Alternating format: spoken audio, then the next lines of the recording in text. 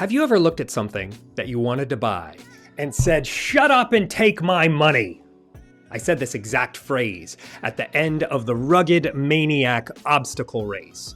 It was a 5K outdoor race filled with climbing challenges and mud pits. I was 37 years old when I had the racing number 3836 right in the center, and I crossed the finish line after 37 minutes. My wife and kids were there, as well as my friend Sean Bay. We went and did the race together. But then I smoked him. I went through all the challenges, and I was doing all the obstacles. I went down this big water slide. And then at the end, I was pretty wiped out. This was us before and after. You could see before, yeah, we're going to go do this. And then at the end, whew, we were all sorts of tired. And there was this guy at the end. I had crossed the finish line, gotten my congratulations, drained my water bottle, and I looked around. And I was still thirsty. And I saw this guy had a table with a cooler full of water bottles on it. And you know what I said, right? Shut up and take my money. I love what Jeffrey Gitomer used to say. He said, people hate to be sold, but they love to buy. And you know what that's like, right? To want something so badly that you're ready to buy it right then. There's a general type of customer, a customer avatar, that encounters this shut up and take my money feeling at a specific point in their journey. And if you can identify why they feel that way, then you'll learn something really valuable called a buying trigger.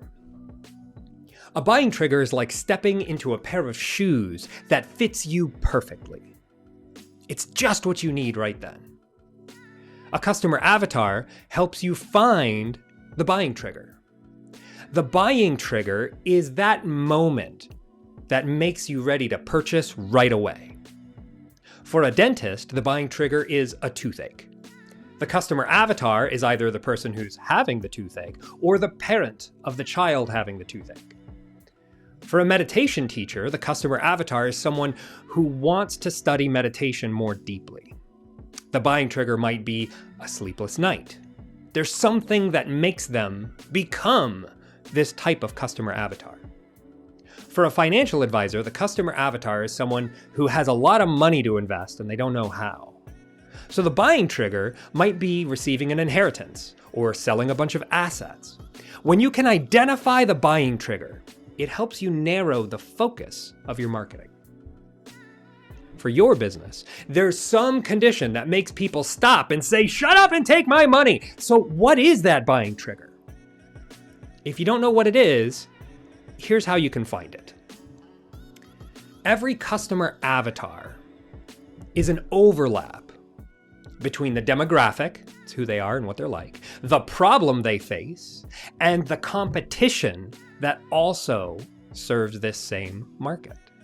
In the overlaps, you can find your market research, the pain points, and the objections. And you probably know what all these things are, even if you haven't documented it clearly. In the overlap of all of these things, that's where you can find the buying trigger, right there in the center. When you know the problems and pain points of your customers so well that you can articulate the solution better than anyone else, selling becomes easy with an offer designed for the customer. Knowing the buying trigger means you don't have to try to market yourself to everybody. You can focus your efforts on people who are experiencing your buying trigger right now. But first, you've got to clarify your customer avatars. Sculpt them out of the nameless generic audience and find out who they are specifically. And when you do this, you can identify that buying trigger, that moment that makes them say, "I really need to buy this right now." If you'd like to make your own customer avatars, you can use my customer avatar workbook, which you can get for free by subscribing to the Stellar Platforms newsletter. Good luck out there.